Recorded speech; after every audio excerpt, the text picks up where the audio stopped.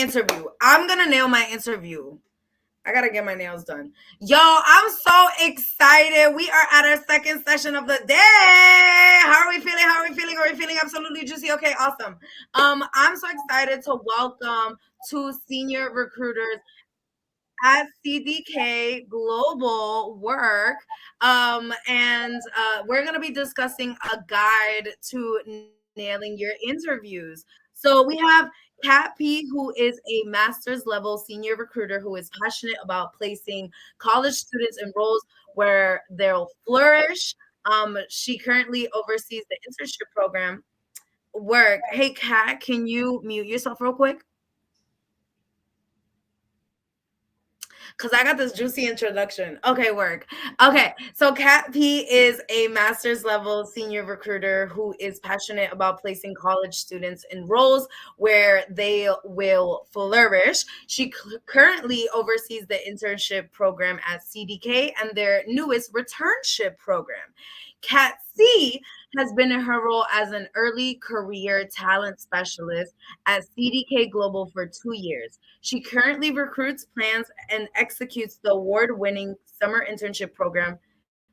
Kat is also passionate about helping college students thrive in their careers. Let's give it up for Kat P and Kat C. Let's give all the emojis. Let's give it up. Hi, everyone. Thank you so much for joining us today and for letting us be a part of your conference today. We are so excited to be here and be a part of the Color Stack fam.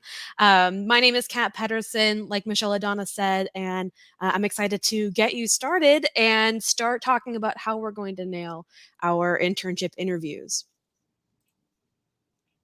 Just in a quick agenda, we believe in transparency. It's one of our core values as a company. You're going to meet Kat and I and learn more about our company. We're going to talk about the internship interviews and the types of interviews that you're probably going to see as you dive into the next few months, as this is prime recruiting season. We're going to talk about some preparation techniques, because at the end of the day, preparing for your internship begins well before your application. We're going to talk a little bit about tips from an interviewer, and then we're going to think about some questions and comments as well. Love to see that the chat is blowing up. Please continue to submit chat and questions. We'll definitely have time at the end to answer anything that we can. So just really quickly, want to reintroduce ourselves. Michelle Adana did an amazing job of sharing little details about herself.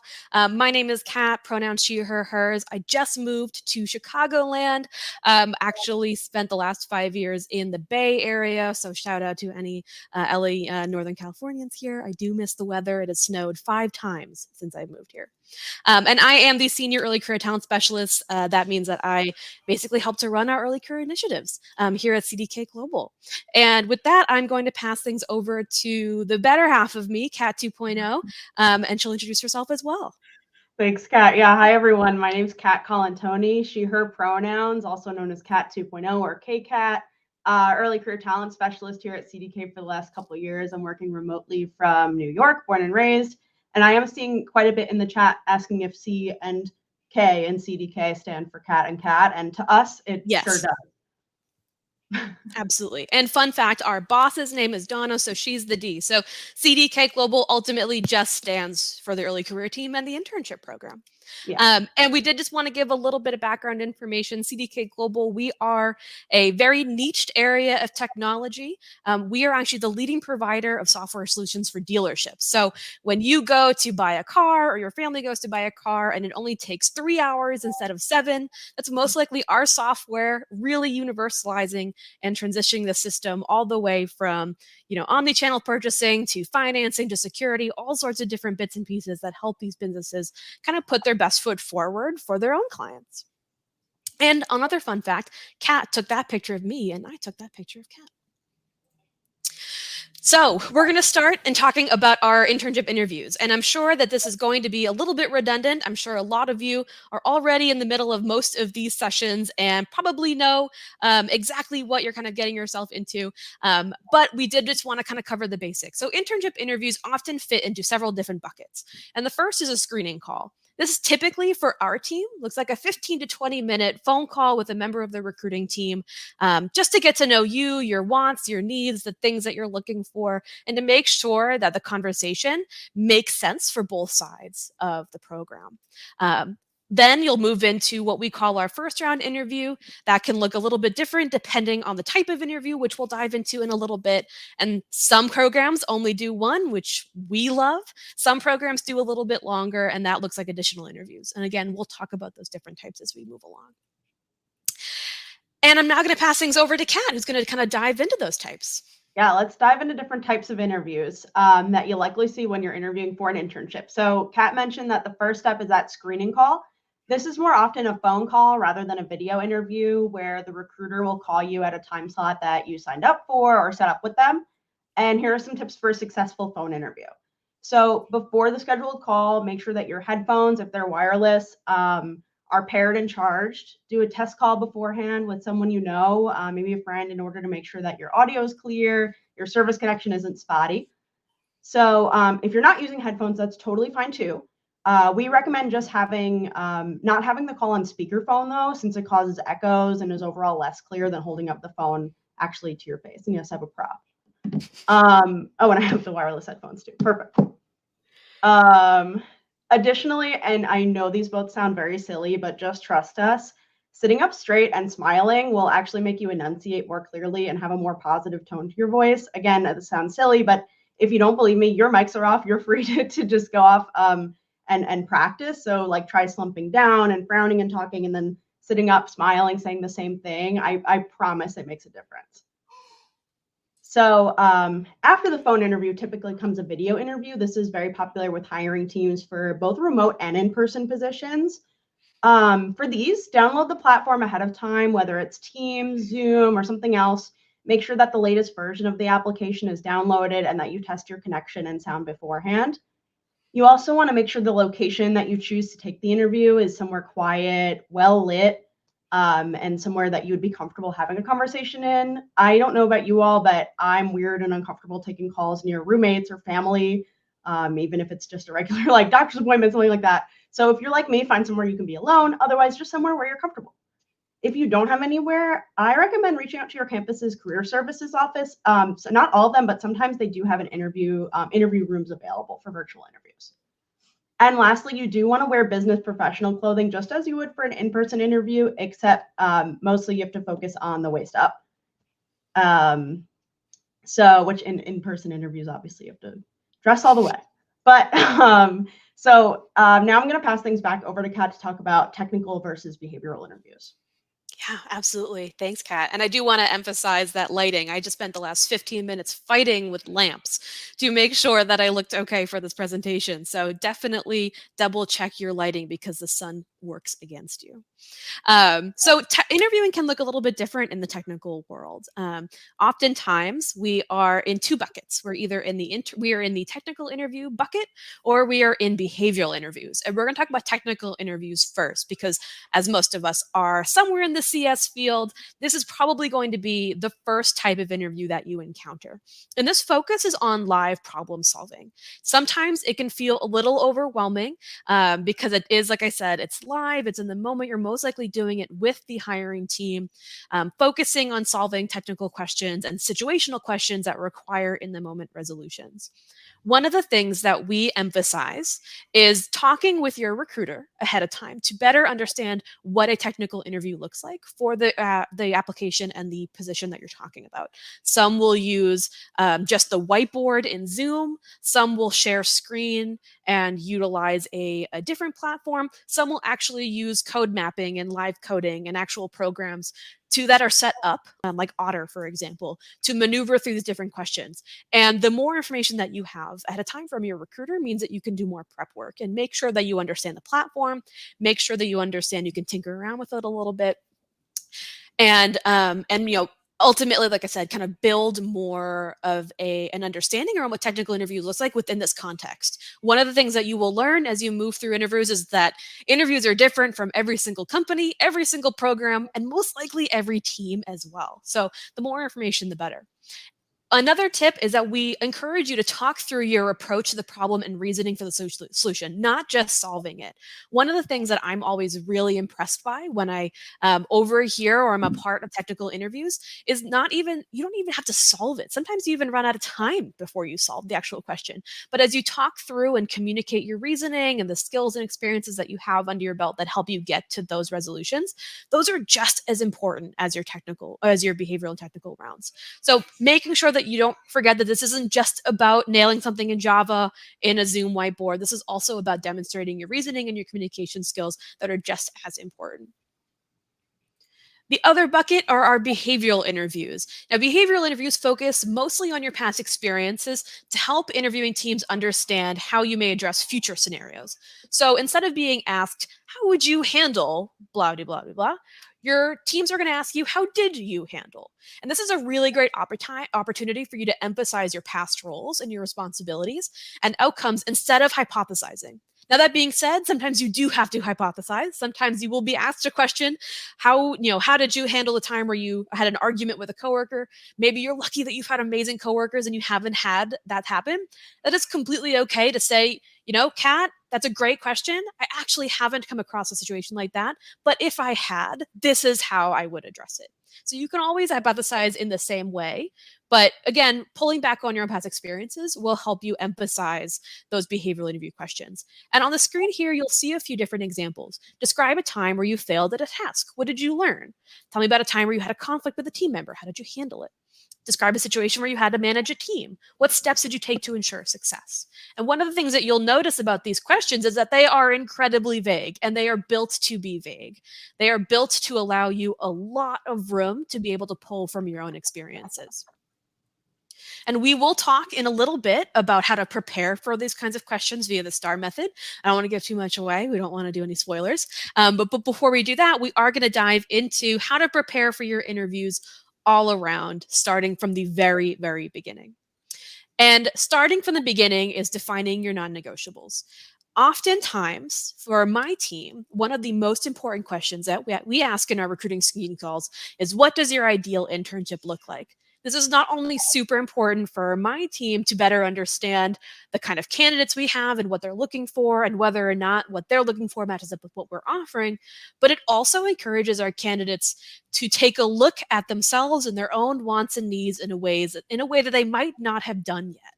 And we want to emphasize to everyone that this is your internship. We may be offering it and you may be interviewing with us, but it is your experience. It is your journey. And it's important to be able to own those experiences.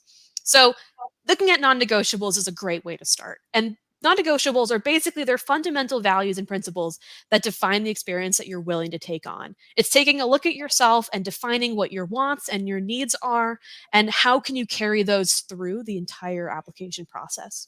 Cal will talk a little bit about researching the company and making sure that these negotiables match throughout your whole research process. But first, let's talk about how you define them. So the very first one, and probably the most important, are looking at your core values, determining what they are and do they align with the company culture. Is it really important to you that you work for a company that has a really strong green initiative?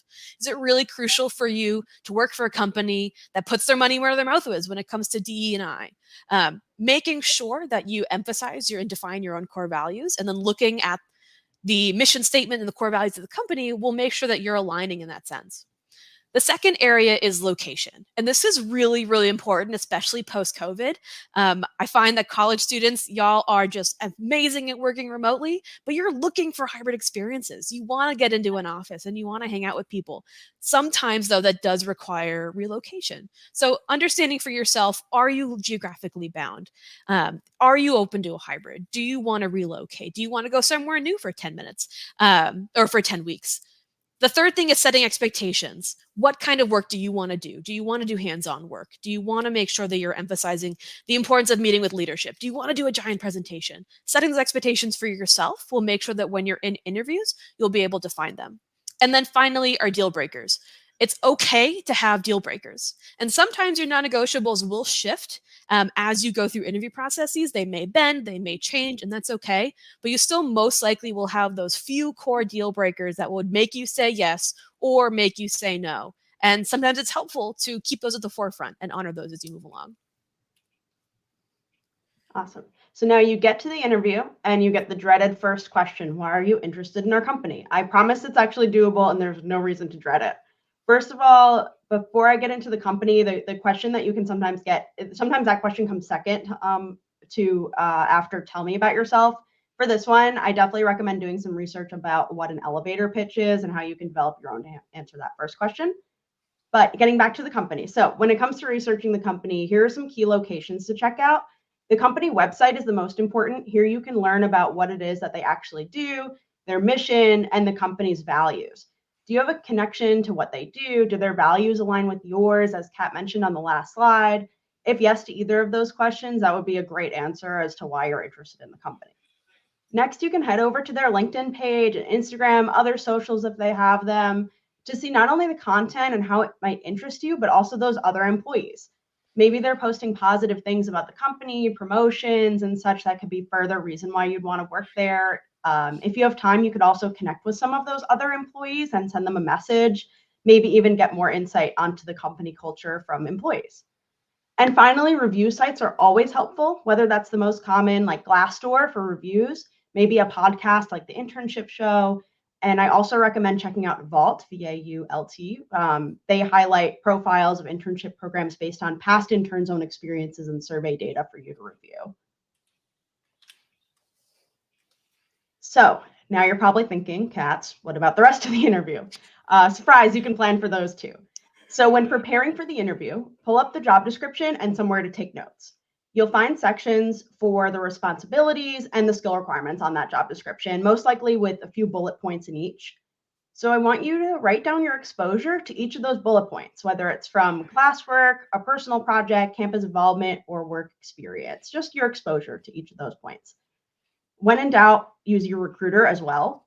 They want you to succeed in the interview. They want you to do well, so you can reach out to them and to get some insight on what to expect. So let's look at an example of what I mean. So let's say a bullet point for an HR technology intern is this, partner with HR, cross-functional teams on strategy and processes to provide system-related solutions with a strong focus on continuous improvement. So take that and kind of see how that would turn into a question that they might ask you on the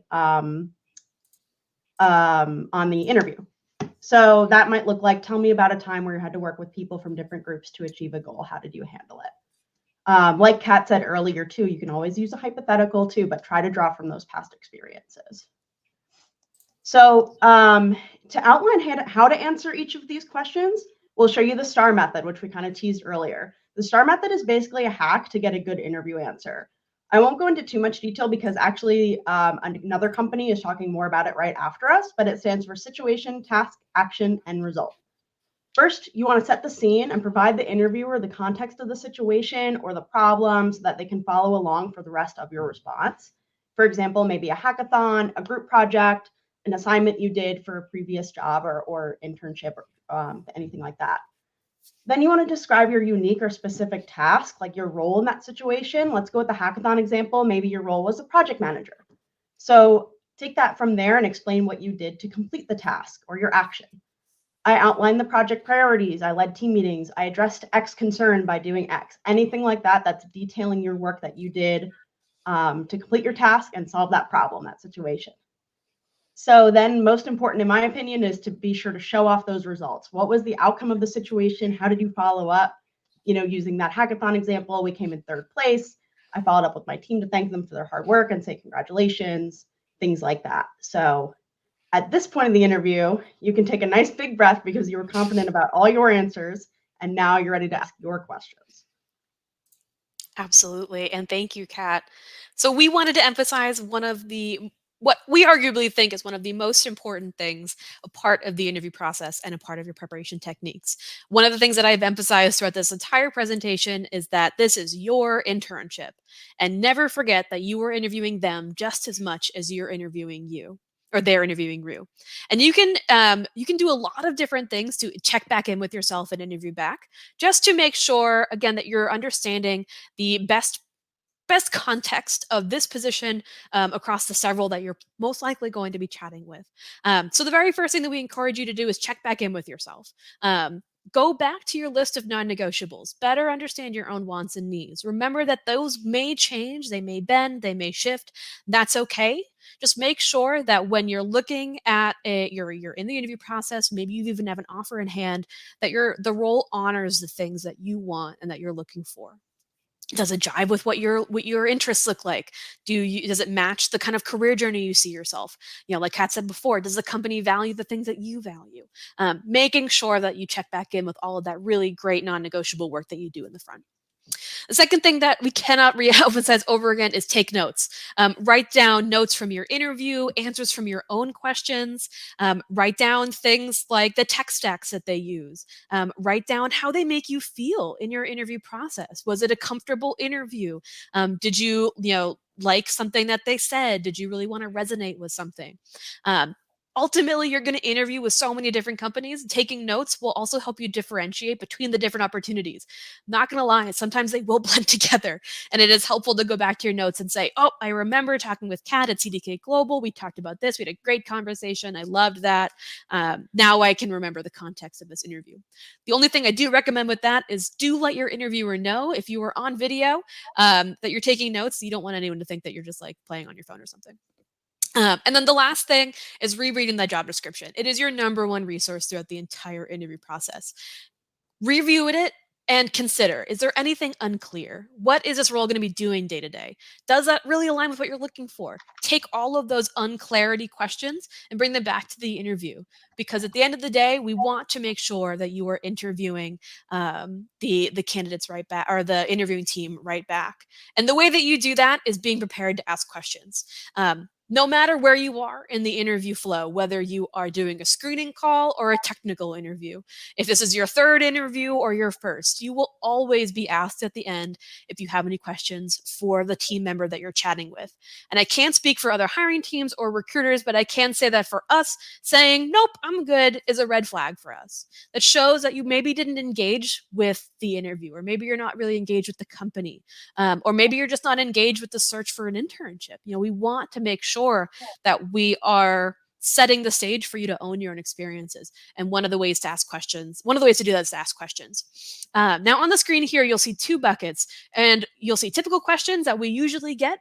Now, typical does not mean bad. It does not mean, in fact, typical often means that these are some of the most crucial conversations that you should be having with the hiring teams and your managers and your recruiters.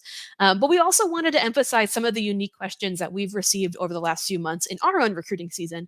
That those questions stick in our minds when we go back to review candidates. And there's never a bad thing to stick in a recruiter or a hiring team's mind. What does a typical day look like from this role? What have other previous interns worked on? What's the expected pay range? Never be afraid to ask that question. We may not be able to tell you all of the bits and pieces, but again, owning the experience so that way you know exactly the kind of internship that you could be expecting if you were to accept. And with that, we come to the end of the content that we have prepared for y'all. We'll move on to questions. I hear that we have a lot in the Q&A and would love to be able to answer any. So the first we have on the screen, what's a good way to network with a recruiter through email or LinkedIn? I can never get a response back. It's a really good question. I'm not going to lie. Sometimes I get hundreds of these messages throughout the week, and it is really hard for me personally to get back to every single one. One of the things that I emphasize to candidates is that if I get a canned LinkedIn message that I'm pretty sure you've probably sent to 500 different recruiters or a bunch of different companies, you're most likely going to get a canned response back from me. Because for me, that shows that you didn't really personalize anything. You're copy and pasting. I'm going to meet your energy. But if you went through, maybe you checked my profile or you did some research into the company and personalized your message, it doesn't have to be like 1,000 paragraphs long, but showed me that you put a little effort in and you did some personalizing, I'm most likely going to respond to that because you put in the effort. Again, I'm going to match your energy. one of the messages that I once got that has stuck out with me ever since, someone went to the very bottom of my LinkedIn profile, saw that I interviewed and volunteered with cat shelters, and responded saying like, "Oh, I love that, you're an animal lover and that CDK makes time for you to volunteer. Like, that's super great. That's really important to me." And that person, we had a great conversation because they had put in the energy. So that's my biggest tip. Kat, I don't know if you have anything to add. No, it's perfect. Excellent.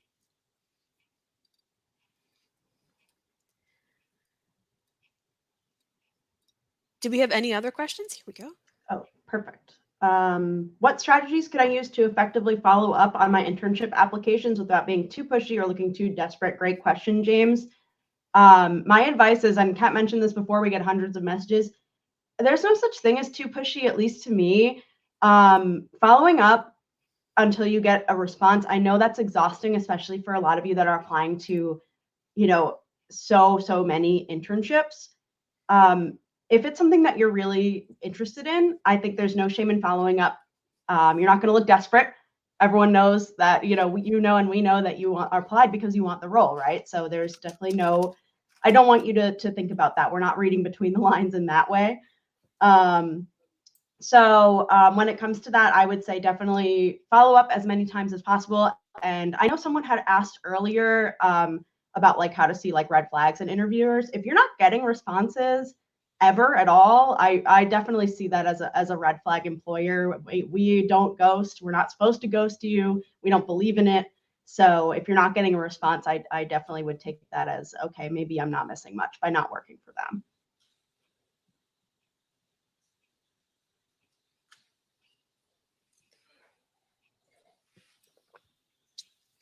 We've got another question from Samuel. What are some recommendations you have for new grads who are no longer eligible to apply for undergraduate internships? This has been my biggest struggle for landing possible full-time positions in the industry. It's a really great question. One of the things that I emphasize to candidates that are in that weird little gray area of I've just graduated and now I'm looking for roles, but all the roles say I need to have 2 to 3 years experience. How in the world do I gather experience if I'm brand new looking for experience? One of the things that I emphasize to students is that you probably already have that experience, and maybe you're just not playing it up in a way that lets the recruiters and hiring teams know that you do have experience under your belt. One of the things that I find students underemphasize on their own resumes are their projects. There are some really cool, impressive things that y'all are doing in your classes and in your organizations on campus. But you don't necessarily think it matches because it's not an internship. It's not a job. Well, my argument is that I care much more about project experience than I do anything about a typical, maybe you've done a 9 to 5, which is great, but I would love to see that you've done some hands-on passion project work. So that's my first thing, is that there are more things on your resume that are transferable that you might not be playing up. So take a look at that first. The second thing is that there are a lot of programs that don't have an undergraduate or must be a college student requirement to be a part of. There are some programs that will accept students that are just past their graduate year or are new grads, and sometimes doing a Google search, finding those companies, and then connecting with those recruiters on LinkedIn can help open the doors. You just have to find the right program. I also will add, and I know we're almost up on time. I'm sure a lot of you know this, but just in case you don't, your campus's career fairs are very often 9 times out of 10 open to alumni. So definitely utilize those. If you're a new grad looking for your first role, there's quite a bit of companies that'll be there looking for you too. Absolutely. And alumni networks. Alumni networks are great. They want to hire you.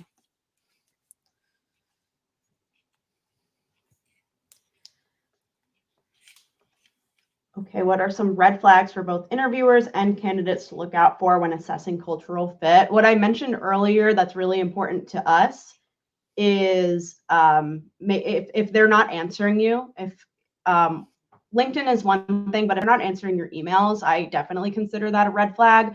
Or overall disorganization. Let's say the hiring manager reschedules your interview 10 times and they're rushing through the interview. They clearly are not showing to you that they have the time to take on an intern and to really mentor you the way that you need to be mentored. That is just something that really irks me, and that sticks out to me as a red flag for sure. Yeah, absolutely.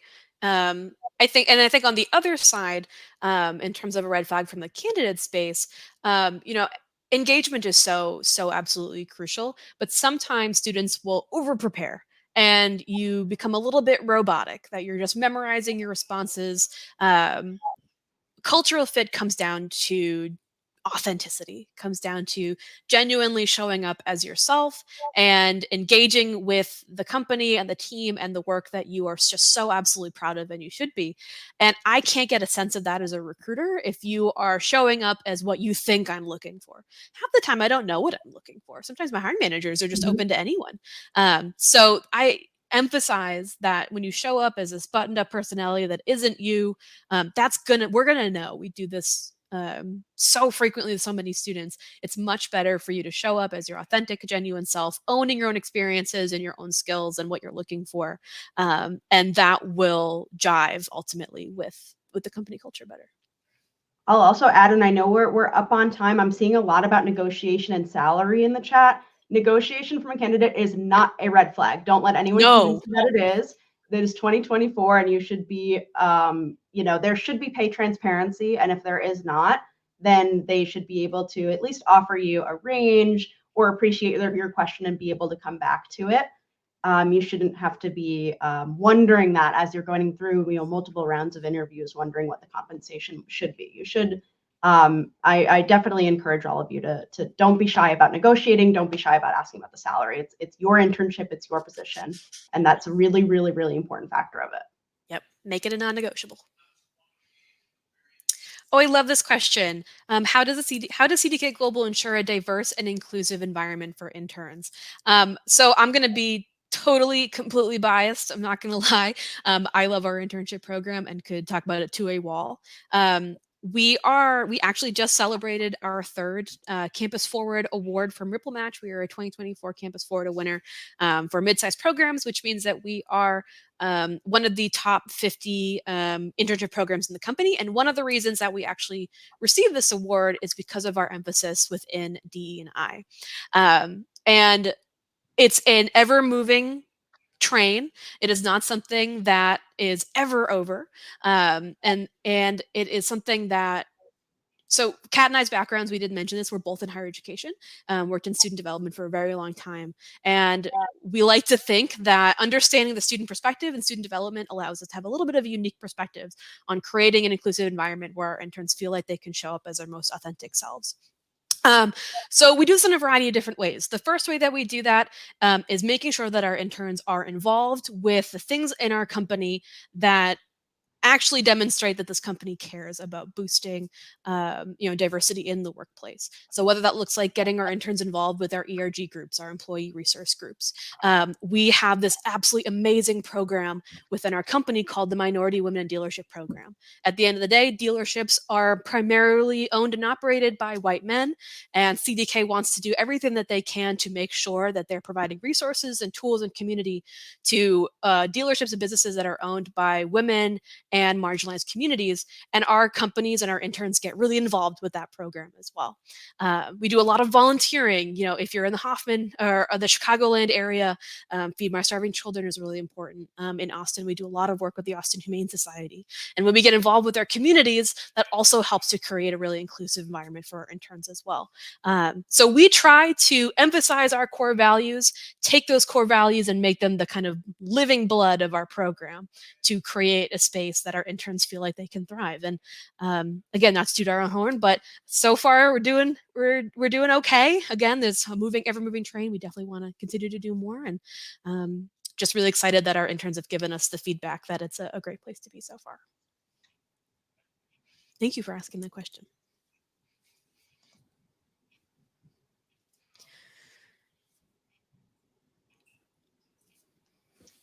What are the key components of an internship offer that I should evaluate and consider before negotiating? This is an amazing question, Samuel. So not only the salary rate, usually it's hourly for internships, others do, stipends, things like that. Consider that based on, where will you be living over the summer? For example, are you going to be living at home or are you going to be renting? Do you have to relocate? If you're relocating, I would, in your negotiation, if they're not offering already, I think negotiating for a relocation stipend is definitely something you should ask about if they didn't already offer it to you.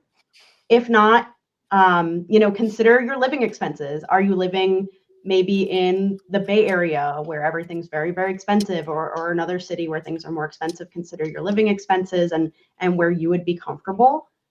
And other things to consider about the offer, not monetary things too. Are you going to have a dedicated mentor to teach you throughout the summer and assist you with with your projects?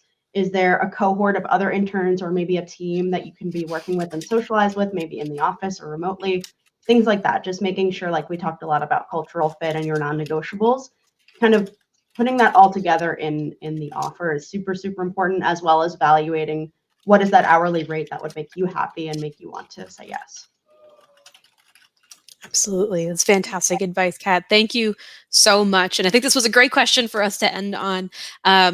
Again, we're just so grateful, Kat and I, that we were able to be a part of presenting to y'all at your Stacked Up Summit. This is actually our very first time engaging in this kind of conference, and we are just so honored that we got to be a part of it. If you have any additional questions or want to review the slide deck, it's actually in the resources.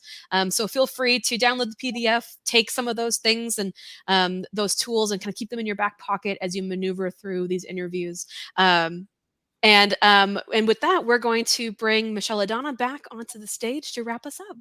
Thanks again, y'all. Thanks, everyone. Thanks for coming. Connect with us on LinkedIn. Yes, absolutely. Yes, absolutely. Y'all give it up for Cat P and Cat C. Let's see the emojis. Let's see the chat. Okay. All right. Y'all.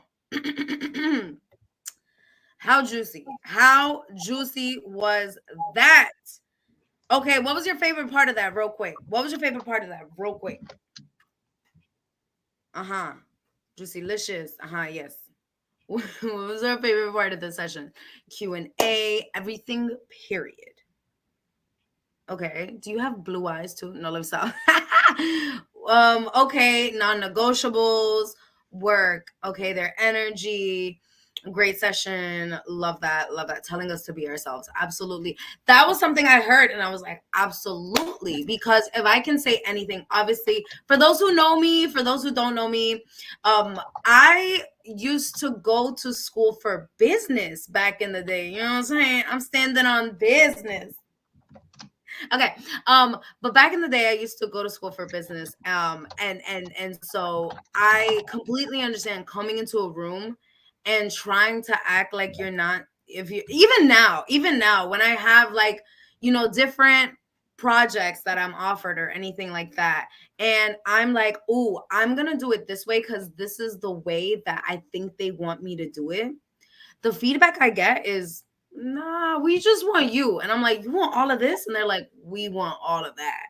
So the point of that is to let you know that people want you for you, right? Was it that one quote that is like, there's only one you? Live, laugh, love. You know what I'm saying? Okay, y'all. We are about to have a juicy networking break. How exciting. We're going to tap into a 30-minute break and networking session. Which is, I feel like the first time we're having something like this. A nice little break. You can stretch your legs, grab a drink of water, a snack, whatever. Use the bathroom. Absolutely, diva. Do whatever you need to do. The lounge is open for you to meet other members of the Color Stack community. Check out some of the tables they've created and you can make your own. Don't forget, you'll win points for interacting at the lounge, okay? We'll be back at 1:40 p.m. Eastern time for an AMA, which means Ask Me Anything. Ooh, a tell all. I love that. With one of our favorite companies, Jane Street. You're not going to want to miss this. So I'm going to go ahead and say, enjoy the break. Do your networking. Hopefully you meet like your best friend or the next like person that's going to do the internship with you, or the next person who's you're going to start a new company with, whatever you want. Someone just asked in the chat if I'm from New York. Absolutely. Okay. I don't know if I'm going to just kind of like take it all in. Like, please, do you have a puffer jacket? My puffer jacket's over there. But y'all, let's go have a little break. Let's go network. And I will see you back at the Jane Street stage at 1:40. Okay? Me, I see you. Go talk. Don't be shy. Go talk.